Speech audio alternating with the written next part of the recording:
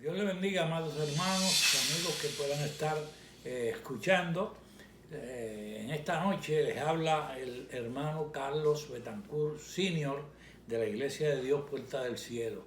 En esta noche vamos a dar la clase bíblica que acostumbramos dar los miércoles por el sistema, y en esta hora le voy a suplicar a todos aquellos que deseen y que estén viendo que vayamos en oración para buscar la dirección y la ayuda de nuestro Señor Jesucristo. Padre, en el nombre de Jesús, ilumínanos, dirígenos con tu Santo Espíritu para poder hablar en esta hora de tu palabra, y que tu palabra nos dirija, nos ilumine con tu Santo Espíritu, Señor, por medio de ella, y que, Señor amado, la podamos entender y retener en nuestros corazones, en nuestras mentes, para vivir una vida agradable a ti por medio de tu palabra. La gloria te la daremos a ti siempre, en el nombre de Jesucristo nuestro Señor. Amén. En esta noche vamos a estar tratando sobre el tema Historia del Nuevo Testamento.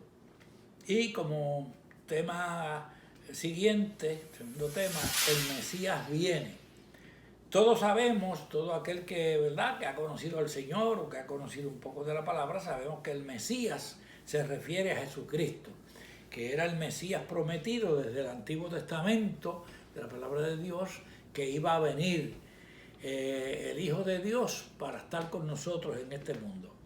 En esta noche vamos a estar hablando de este tema, y vamos a estar utilizando varios pasajes bíblicos que se refieren a esto. De inmediato le voy a mencionar el primero, y es que el Nuevo Testamento, que es donde está la historia del Señor, aunque el Antiguo Testamento también menciona por la inspiración del Espíritu a muchos hombres profetas. Ellos profetizaban de este Mesías o de Jesucristo, el Hijo de Dios, que iba a venir. Pero voy a darle lectura a la palabra de Dios en el Nuevo Testamento, en el libro de Mateo.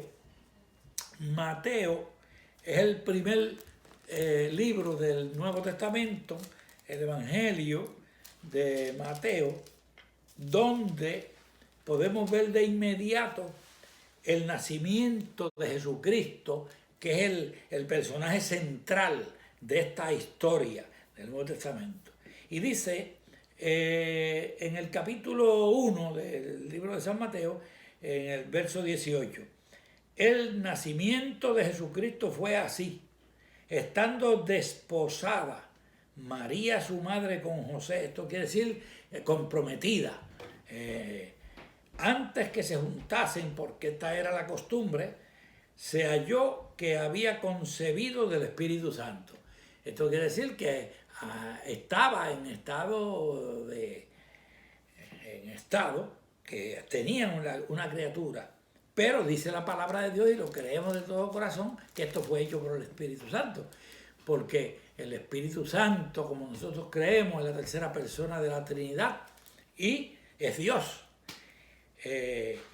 José, su marido, como era justo y no quería infamarla, quiso dejarla secretamente. Y pensando él en esto, he aquí un ángel del Señor le apareció en sueños y le dijo: José, hijo de David, no temas recibir a María tu mujer, porque lo que en ella es engendrado del Espíritu Santo es. Alabado sea el Señor. Y dará a luz un hijo, y llamarás su nombre Jesús, porque él salvará a su pueblo de sus pecados. Amén. Alabado sea el nombre del Señor. Entonces, la escritura del Nuevo Testamento, en un sinnúmero de lugares, habla sobre esta historia del Nuevo Testamento, que no es otra cosa que la vida de nuestro Señor Jesucristo desde su nacimiento hasta su adultez, donde entonces se dedica por obra y gracia del Señor, después de ser bautizado, comienza su ministerio de enseñanza y de predicación para las personas de aquel tiempo, las tribus. También yo quiero leer en el otro libro, el libro que le sigue a Mateo, también, que es el libro de Marcos. Hay que reconocer también que Marcos fue el segundo de los evangelios, que dice en Marcos, la madre en el capítulo 3, verso 31, habla de la madre y los hermanos de Jesús. Ya aquí en este verso podemos ver ya Jesús, hombre, ya maduro, y predicando el evangelio, que fue a lo que él vino, hablando a las almas, sanando a los enfermos y todo. Y dice que vienen después sus hermanos y su madre, que sabemos que era María, y quedándose afuera enviaron a llamarle. Y la gente que estaba sentada alrededor de él le dijo, tu madre y tus hermanos están afuera y te buscan. Él les respondió diciendo, ¿quién es mi madre y mis hermanos?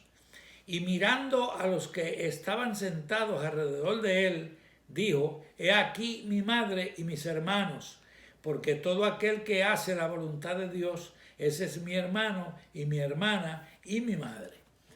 Este es un pasaje que muchos lo entienden de distintas formas. Muchos incluso creen que el Señor se molestó tal vez, porque mientras él estaba enseñando al grupo, llegaron su familia.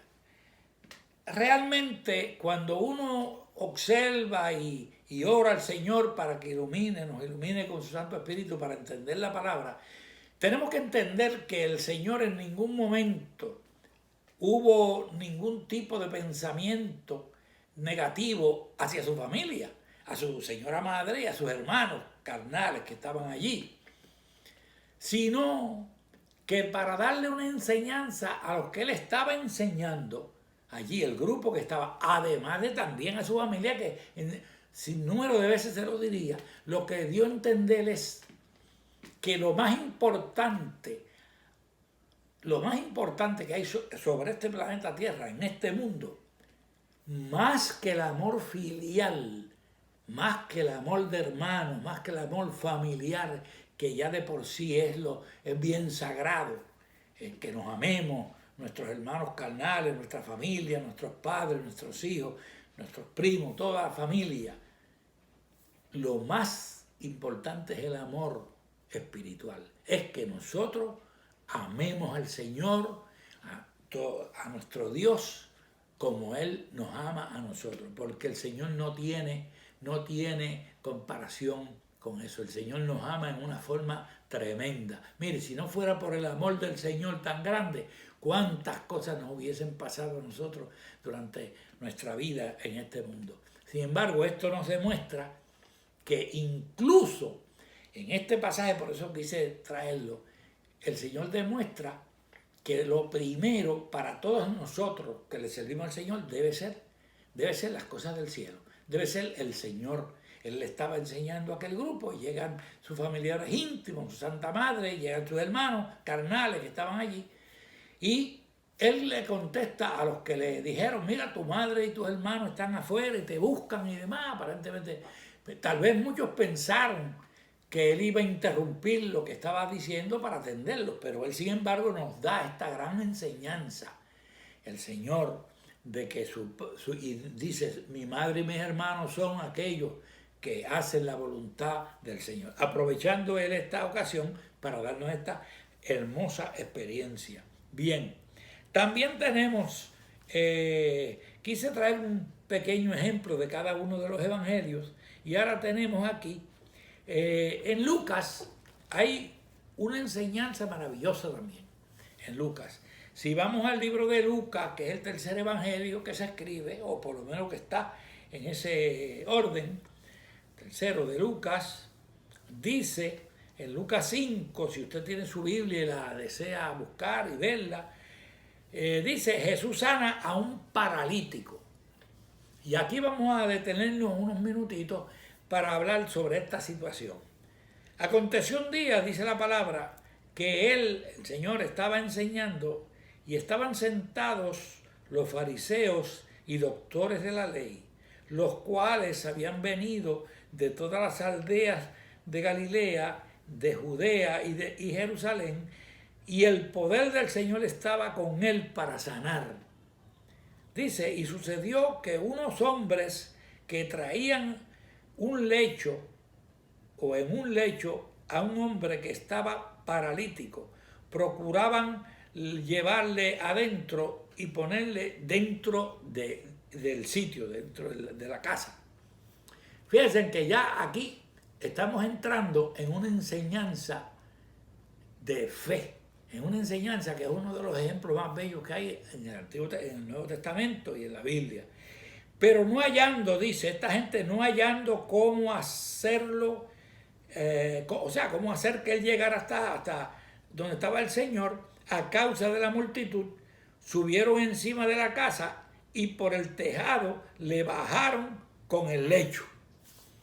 O sea, si nos imaginamos ese cuadro, vamos allá para ese tiempo, a la Galilea y demás, vemos que él estaba, dice la Biblia aquí, según leímos, que aquello estaba lleno de doctores de la ley, estaba lleno de escribas, de personas conocedoras de la Biblia, de la ley de Moisés, conocedoras profundamente.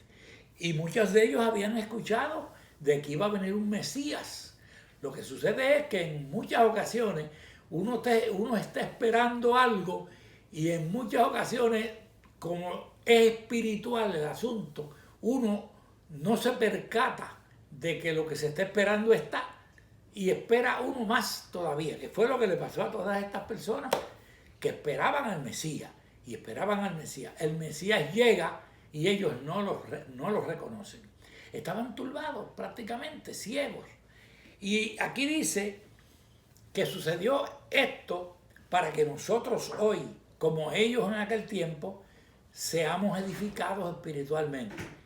Mire cómo nos dice, un hombre enfermo, paralítico, vienen 4 individuos, probablemente amigos de él, porque déjeme decirle, no todo el mundo extiende sus manos para ayudar a una persona que está inútil. Yo pienso y creo que esta persona o eran familiares, o eran vecinos, o eran amigos. De todas formas, tenemos que entender y ver que eran gente buena. Gente que estaban movidos por el Señor para hacerle aquel bien a este hombre. Y dice que lo trajeron cargado entre 4. Escucharon que Jesús estaba en aquel lugar y que estaba enseñando la palabra y demás. Y ellos llegan al lugar. Vienen caminando, la Biblia nos relata desde si muy lejos, muy cerca. El asunto que vinieron. Cuando llegan allí se tropiezan con una situación difícil con la que ellos no contaban. Amados, esto nos pasa a nosotros en muchas ocasiones. No sé ustedes, pero a mí me ha pasado un sinnúmero de veces. Uno hace planes, uno cree que va a ir a un sitio, uno cree que va a hacer ciertas cosas y cuando llega el momento de actuar o de realizar lo que uno tiene en mente, ha planificado y todo, surge una dificultad muy fuerte a veces, muy dura a veces, que es bien difícil. Eso le pasó a estos señores, que venían con su amigo enfermo y cuando llegan allí ven un gentío frente a la casa que tal vez no habían podido entrar y demás, porque así ocurría donde quiera que estaba el Señor. Estaban la gente pendientes a él. Esa casita estaba llenita, más probablemente al frente había un montón. Ok, en muchas ocasiones nos pasa eso a nosotros, no sé si a usted le ha pasado, a mí me ha pasado en muchas ocasiones que he planificado, que he tomado decisiones y cuando llega el momento de uno realizar, no es fácil hacerlo. Pero eso, sin embargo, es el momento, en esos asuntos, es el momento de uno mirar al cielo.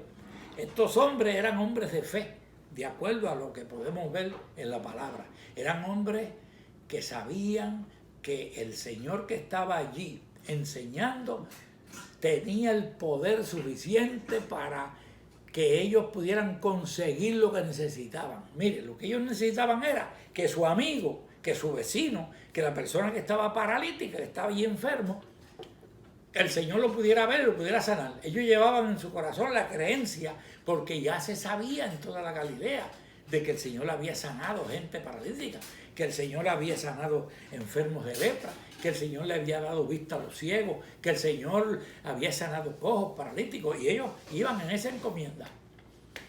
¿Qué hubiese pasado si ellos en aquel momento vieran hacia atrás? Si ellos dicen, bueno, mira, está la cosa, nos pasa en muchas ocasiones a nosotros, los cristianos, que llegamos a un sitio, llegamos a una situación en nuestra vida que nos queremos rendir de inmediato.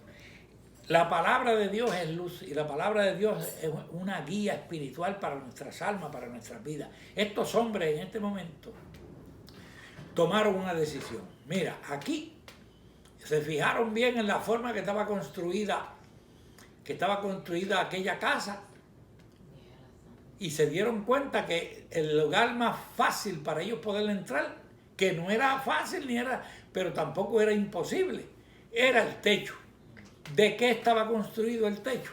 Bueno, la palabra no lo dice en ese momento, no lo dice, pero nosotros asumimos que probablemente era un techo que probablemente de paja, que en ese tiempo se construía con los techos de estas hierbas que eran especiales para eso. Allá en mi patria, en Puerto Rico, se usaba, vi yo de niño, vi los hombres haciendo las barracas para pasar las tormentas, y lo hacían con una mata que se llama pacholí, porque el pacholí es un matojo, una hierba fina pero fuertísima que aguanta y demás. Esta gente probablemente dijeron, este techo nosotros le vamos a levantar unos cuantos mazos de esta hierba para bajar nuestro amigo por aquí, en esta parihuela que ellos lo traían, en esta canasta. Y así lo hicieron, tomaron la decisión. Ellos no les importó allí que después le cobraran por lo que iban a hacer. Ellos no les importó si cuando entraban allí los regañaban, o ellos lo que hicieron fue que, como tenían la fe y tenían el empeño de que su amigo fuera sano, se subieron al techo con cuantas dificultades probablemente, levantaron al hombre para arriba con mucho cuidado, que no se fuera a lastimar, no se le fuera a caer, y dice la Escritura en ese pasaje hermoso que lo bajaron por allí y lo pusieron ¿dónde? Frente a donde estaba el maestro enseñando. Oye, qué maravilloso, porque entonces, como dice la Escritura aquí, dice que tan pronto ellos bajaron allí, dice, poniéndole en medio delante de Jesús. Dice la Escritura, el verso 20. Al ver el Señor la fe de ellos, le dijo, hombre, fíjese, le habló al enfermo, tus pecados te son perdonados. Qué cosa maravillosa. Fíjese, qué cosa maravillosa. Ellos lo que iban pendientes era a la salud de su amigo, de su vecino, a la salud. Y Jesús en este momento, al ver la fe de ellos, mire esto, al ver la fe de ellos, de los que lo llevaban, y tal vez del mismo enfermo, mire lo que él dice, hombre, tus pecados te son perdonados. Qué cosa maravillosa, hermano. Nosotros que llevamos un tiempito en el Evangelio sabemos que no cabe la menor duda, amados, que lo más importante que debemos procurar nosotros, los cristianos, es el que el Señor nos tenga apuntaditos para ir a la gloria un día con Él. Es ser perdonado. Es que el Señor nos perdone nuestras faltas, nuestros pecados. Y por eso fue que el Señor lo mencionó de esa forma. Fíjense que el Señor podía decir cualquier otra frase, podía decir incluso eres sano, y como quiera, que lo hizo después, fue sano.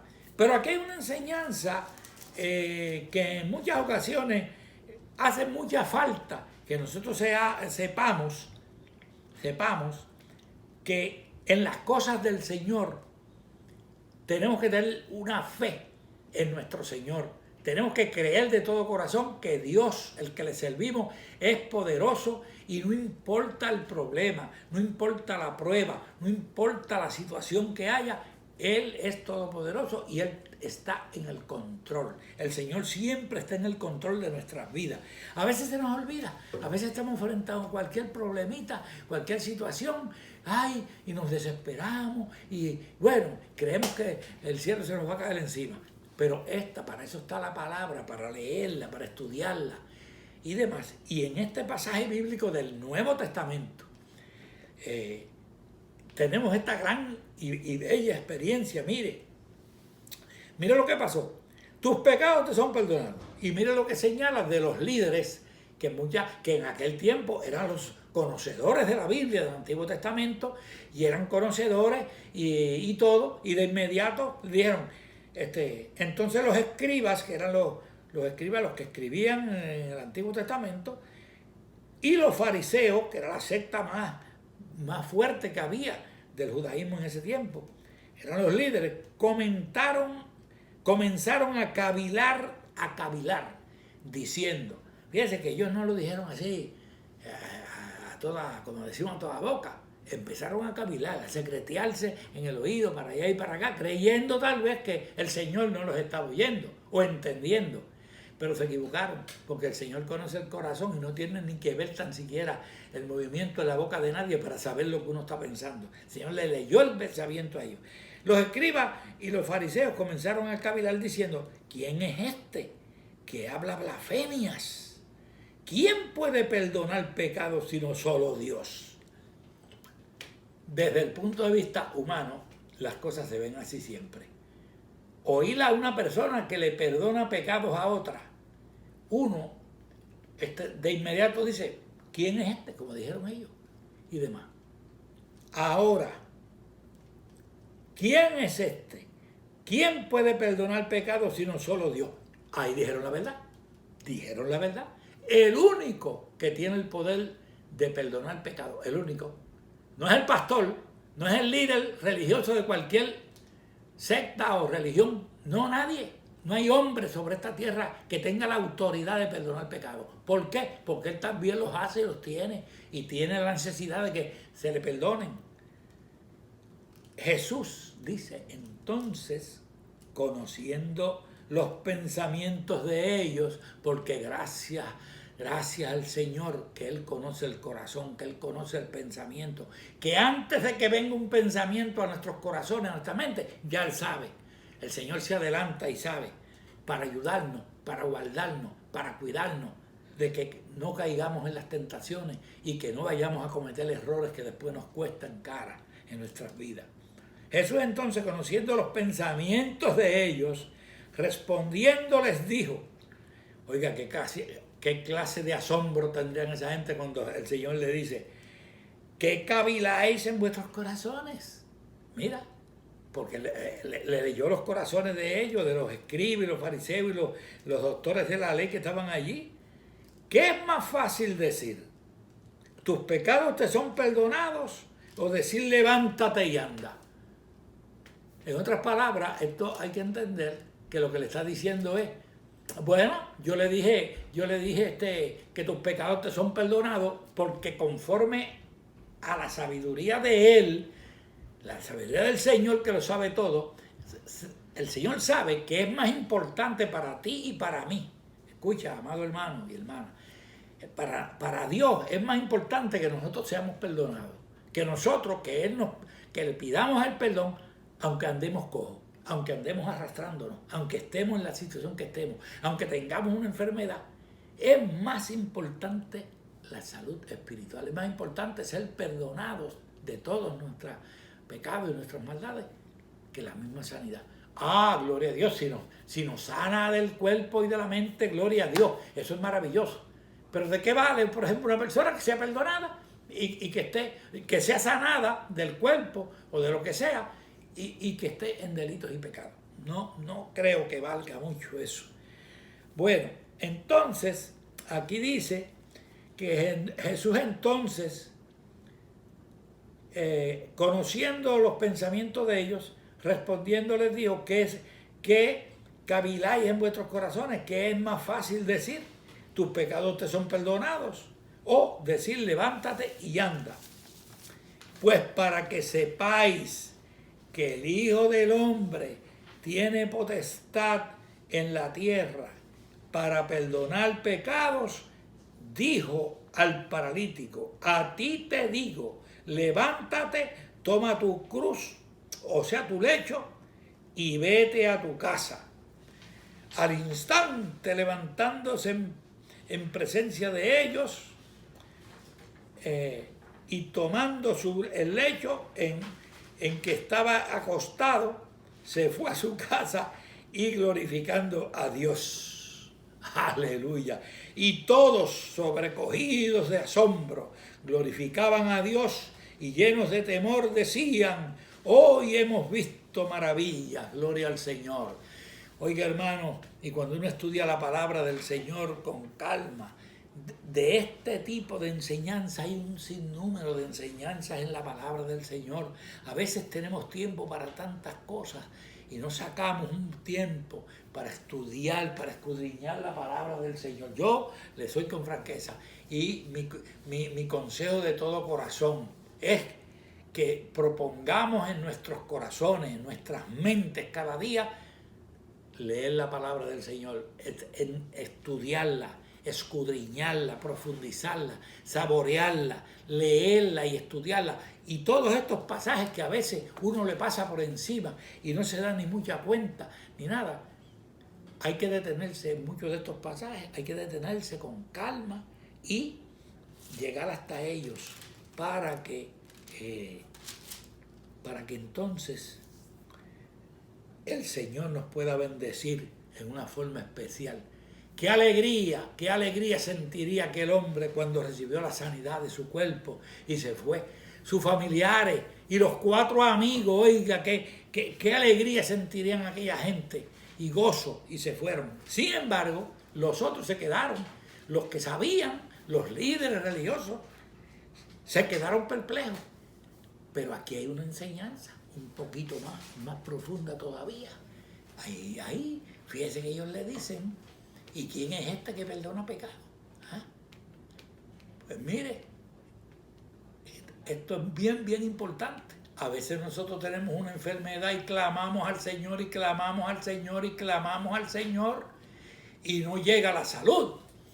Hay que tener cuidado, porque entonces le tenemos que empezar a decir al Señor: mira, Señor, guarda mi alma, guarda mi vida. Señor, que si esta enfermedad es para yo partir contigo, yo lo que quiero es que yo esté preparado, que yo esté ya listo y demás.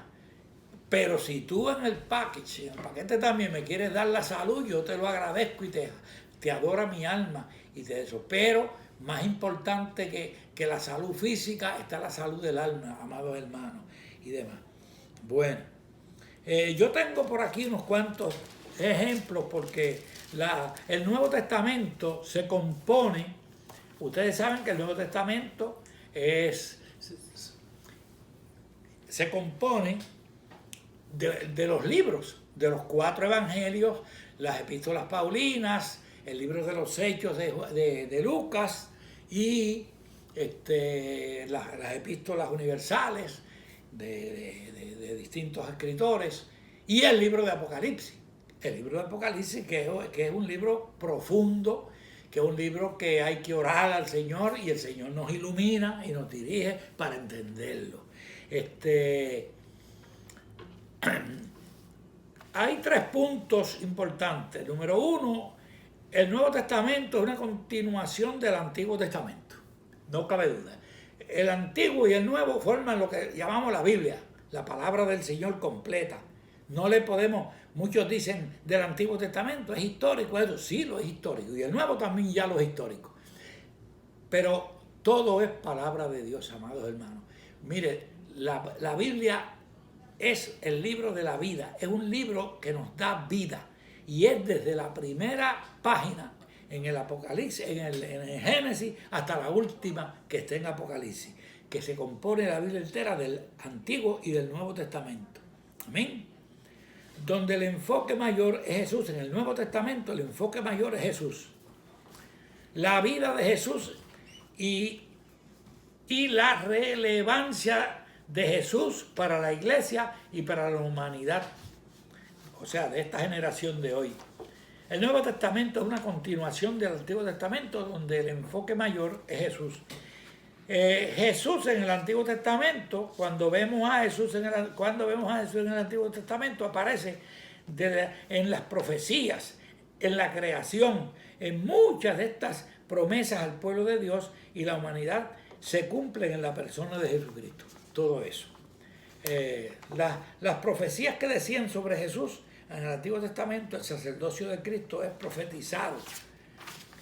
El Nuevo Testamento, la vida de Jesús, según un pastor, Jean Paul, autor y pastor norteamericano, el Nuevo Testamento es la historia de la venida del reino de Dios en la persona y obra de Jesús de Nazaret. Esta historia está registrada en los 4 evangelios canónicos del canon, que fueron aceptados cuando se escribieron, y en las cartas a la iglesia primitiva y en el libro de Revelación o del Apocalipsis. Los evangelios, el Nuevo Testamento, es el cumplimiento de las promesas de Dios. Sedequías fue el último rey de Judá antes del cautiverio babilónico en Judá. En Judá no hubo rey durante casi 600 años, pero la promesa de Dios de un rey que habría de reinar de la casa de David no fue olvidada, como vamos a ver en su genealogía de acuerdo al libro de Mateo, que lo leímos al principio. Leímos un texto ahí. Por su parte, Israel se había convertido en una provincia de Persia y ellos seguían en la Palestina, pero ya se habían olvidado y vivían una vida como les parecía, una vida de pecado, una vida pecaminosa. Tenían todavía por encima la creencia de Jehová y tantas cosas, pero ya se habían olvidado de lo principal que era serle fiel al Señor para ganarse el favor de Dios.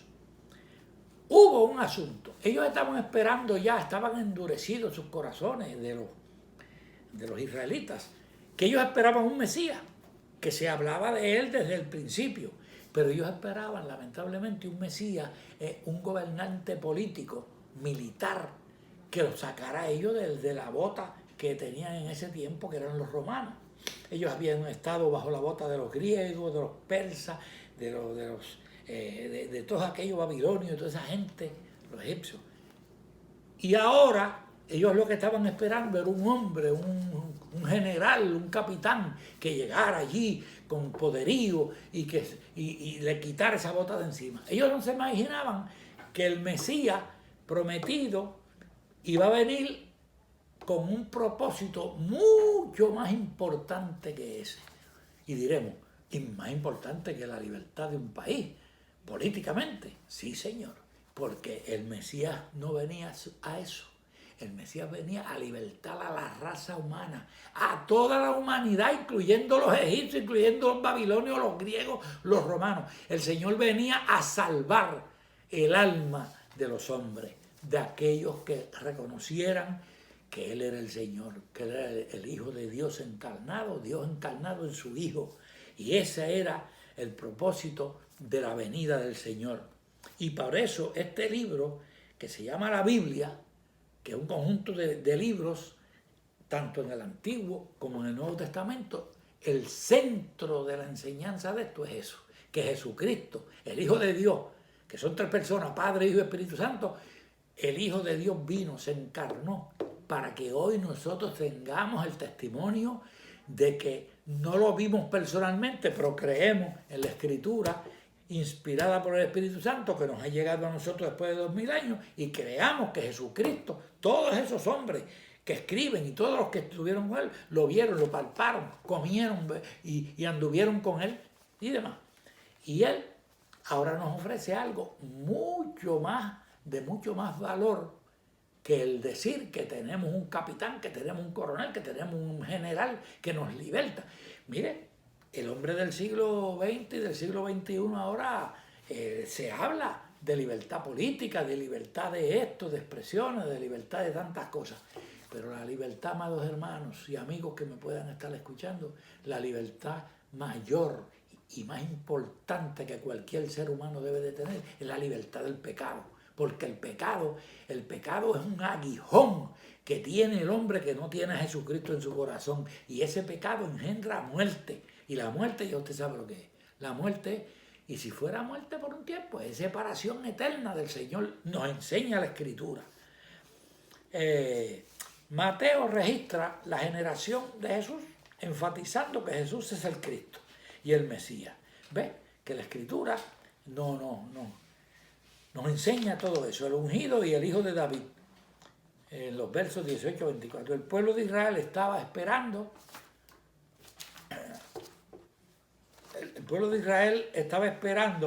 un Mesías conquistador que establecería un reino físico, pero Jesús vino fundamentalmente a salvar al mundo de sus pecados. El que Jesús sea el hijo de David significa que él era descendiente del rey David, de la casa de David. En otras palabras, a través de su padre terrenal, José, Dios cumplió el pacto davídico de 2 Samuel 7, ya que Jesús sería el rey eterno que Dios prometió. En otras palabras, que conforme a la humanidad, o sea, a la carne, al hombre, Jesús sí, es verdad, no falla la Escritura, vino de la descendencia del rey David, porque si usted lee y escudriña la genealogía de Jesús, viene desde David para acá, viene de David y se cumplen las promesas que Dios le dijo a ese rey, que es un representante del Señor, porque el Señor Jesucristo nació del linaje por la parte de su padre José, de crianza, y también hijo de David por su madre, que también era también de la sangre davídica. Ahí. Entonces dice que él vino a salvar el mundo de sus pecados. Que Jesús sea el hijo de David significa que él era descendiente de David. Ok. Bien, Dios cumplió el pacto davídico de 2 Samuel, ya que Jesús sería el rey eterno que Dios prometió. La palabra de Isaías 7:14 se cumplió de acuerdo a Mateo 1:20-23, donde se dice que él nació de una virgen. Y sabemos hoy día que una virgen es una jovencita, una joven que no ha conocido varón, que no ha tenido de la simiente de la mujer. Ok. Lucas es el único que habla sobre Jesús niño cuando fue con sus padres a Jerusalén para la Pascua. Estas son enseñanzas que nos da la Escritura para que nosotros entendamos y comprendamos que el Señor no vino con una lámpara por aquí como la pintan mucho y se respeta el arte de los pintores y demás que lo ponen con una esfera aquí de luz, ¿no? Jesús vino como un niño común y corriente, creció como un niño, creció como un joven y luego entró en su ministerio. Y dice muchas anécdotas en los evangelios, como por ejemplo que en un momento dado, cuando él tenía alrededor de unos 12 años, fueron y viajaron desde allá, desde Galilea hasta Jerusalén, al templo, y para escuchar, porque era el día de Pentecostés, y ellos, los judíos, viajaban lejísimo para esa fiesta y demás, de la Pascua, y cuando iban de regreso a los 2 días o 3, se dieron cuenta que ese muchacho de 12 años, oiga, lo que se desespera una madre y un padre cuando se da cuenta que no está el hijo, todavía pequeño, porque cuando son jóvenes, pues uno sabe que anda con los amigos y todo, pero un niño. Y hay una anécdota que es bueno mencionarla. Ellos miran hacia atrás, caminan un par de días más hacia atrás, desesperados, y después que lo buscan y preguntan, de alguna forma se enteran que está en el templo. Oiga, cualquiera pensaría que estaba en el cine, que estaba en la plaza, que estaba por allí, qué sé yo qué, viendo tal vez algún show de muñecos, algo, y estaba allá. Cuando llegan allá, lógicamente, le dicen en una forma triste, le dicen, ¿por qué nos hiciste esto? Dice la Escritura, ¿por qué nos hiciste esto, Jesús? Mira qué ha pasado, que hemos sufrido. Y él le dijo, porque ya él estaba formando el carácter de un Dios hecho carne, del carácter del Hijo de Dios que vino a salvarnos por su muerte en la cruz. Y le dijo, no, pero no sabían ustedes que en los negocios de mi padre, ustedes no sabían que los negocios de mi padre me conviene estar. Y Jesús estaba allí discutiendo. Y dice la Escritura que se quedaban atónitos aquellos doctores de la ley que conocían la ley de Moisés, conocían la Escritura, conocían todo, sabían. Y él le contestaba y él le hacía preguntas que ellos... Dice que eso era lo que él hacía allí. María y José se dieron cuenta que Jesús no iba... Ellos le dijeron sobre lo preocupados que habían estado por él y él les dijo que en los negocios de su padre le convenía estar. Jesús contestó como uno, el cual su lealtad, que es lo que le vengo diciendo, principal, estaba con su Padre Dios y que él comprendía el alcance más amplio de su misión. Lucas también habla de su bautismo brevemente. La palabra de Dios nos enseña en los evangelios del bautismo. Juan el Bautista apareció en el desierto del río, por allí, del río Jordán, bautizando. Dice la Escritura y enseña que bautizaba para arrepentimiento, que es el primer paso cuando uno se convierte al Señor. Hay que arrepentirse, porque si uno no se arrepiente, sigue viviendo como vivía antes. Pues el primer paso era el arrepentimiento. Dice que Bautista bautizaba para que el pueblo se acercara a Dios con el arrepentimiento. Pero ¿qué sucede? Que Jesús, en obediencia a la Escritura, en obediencia a su Padre Celestial, en obediencia a todo lo que estaba escrito de él, fue allí donde Juan para ser bautizado. La Biblia enseña en una forma hermosa que cuando Juan se le quedó mirando así, se dio cuenta de que era el Mesías, aunque ellos eran familia, pero se habían separado de su nacimiento, conforme a Lucas y conforme a Mateo. Elizabeth, la madre de él, se había quedado por allá en las montañas, allá se crió él, después se fue a los desiertos, el Bautista, y ahora lo veía a su primo, que era un poco más nuevo que él, unos meses más nuevo, y lo vio, y dijo, este es el que yo digo que viene detrás de mí, uno que es mayor que yo, y demás. Pero entonces Jesús le dijo a Jesús, pero tú me puedes bautizar a mí, ahora tú. No, le dijo el Señor, bautízame tú a mí, que así es que está escrito eso así. Y Juan entonces lo bautizó allí. Y dice la palabra que cuando salió del agua después de ser bautizado, dice que vino el Espíritu Santo en forma de paloma y se posó sobre él. Y se escuchó una voz a la misma vez, una voz como trueno del cielo que decía, señalando a Jesús, este es mi Hijo amado en el cual tengo complacencia, tengo contentamiento. Eso fue el testimonio que dio allí el Señor, el Padre Celestial, de su Hijo, de que Jesucristo era su Hijo encarnado, el Mesías, el Shiloh, esperado a través de las generaciones y prometido al hombre. Desde el Edén se le prometió a Adán, luego se le prometió a Abraham, el padre de la fe, y se estuvo también en la ley de Moisés escrito eso. Se estaba cumpliendo todo eso en aquel momento. Después dice que Jesús se dedicó a predicar el Evangelio. Antes que eso, lo llevaron al desierto a probarlo. Dice que fue llevado por el Espíritu al desierto para ser tentado. Y qué maravilla. Allí fue el primer round contra el enemigo y venció al enemigo. Lo fue a tentar allí y lo venció. De allí fueron a las almenas del templo y lo venció. De allí lo llevaron y le ofrecía villas y castillas y el Señor lo vencía. Y gracias a Dios que hasta ahora está vencido.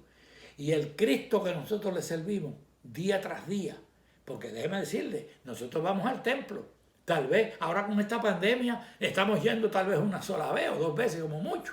Y muchos ni van. Y todo eso. Y gloria a Dios, porque hay que cuidarse. Nosotros los cristianos no le decimos a la gente, no, tenemos que obedecer al gobierno puesto por el Señor, tenemos que obedecer las leyes del hombre y tenemos que obedecer la ley divina sobre todo. Tenemos que protegernos. Porque esta pandemia diabólica que ha venido le está quitando la vida a la gente. Y eso no le agrada. Ni a Dios ni a nadie, pero sabemos una cosa, amados, que Dios está al control, que el Señor está al control con todo y eso. Y nosotros los que le servimos al Señor tenemos que saber eso y tenemos que predicar eso y enseñar eso, que hay que obedecerle al Señor y obedecer las leyes humanas, porque nos lo manda el Señor en su palabra y demás. Bueno, entonces dice que fue llevado allá al desierto a ser tentado, pero venció en nombre del Señor. Y la relevancia de Jesús para la iglesia y para la humanidad en esta generación. La iglesia representa a Jesús. Ahora nosotros somos Jesús. ¿Cómo? Bueno, porque Jesús era uno y se fue, pero nos dijo que fuéramos a llevarle este evangelio. El evangelio que Él nos enseñó y predicó, tenemos la responsabilidad nosotros de llevarlo, seguirla llevando. La iglesia representa a Jesús hoy día y su misión continúa siendo la prédica del evangelio. Jesucristo los puede salvar, sanar y libertar. El que quiera ser salvo, venga a los pies del Señor. No hay otra forma. No hay religión. No hay nombre sobre esta tierra, llámese como se llame, ni nada que no sea Jesucristo, que es el único que sana y salva y vuelve. ¿Ok? Y por último, un regalito para ustedes de parte de la palabra del Señor. Dice allá Juan, que no lo tocamos, en 3:16, porque de tal manera amó Dios a quién, al mundo. Se lo recalco siempre a mis hermanos de la iglesia. No dice amó a la iglesia olvídate, es la niña de sus ojos, pero dice de tal manera amó Dios al mundo. ¿Sabe cuál es el mundo? El que está allá embriagado, la prostituta, el que está allá haciendo cosas malas. Eso los amó Dios así en su condición. De tal manera amó Dios al mundo que dio a su Hijo. O sea, que permitió que su Hijo viniera voluntariamente, luego que lo obligó, que permitiera que su Hijo Jesús viniera y diera su vida en el Calvario, derramara su sangre en aquella cruz tremenda para salvarte a ti y a mí, para salvar la humanidad. Que dio a su Hijo unigénito, o sea, le permitió, no que le ordenó, eso que lo tengamos claro. El Señor vino voluntariamente. ¿A quién iremos? ¿A quién mandaremos? Mándame a mí, yo estoy aquí, dijo el Señor. Y que todo aquel que en Él crea no se pierda, mas tenga la vida eterna. Dios les bendiga, Dios les guarde.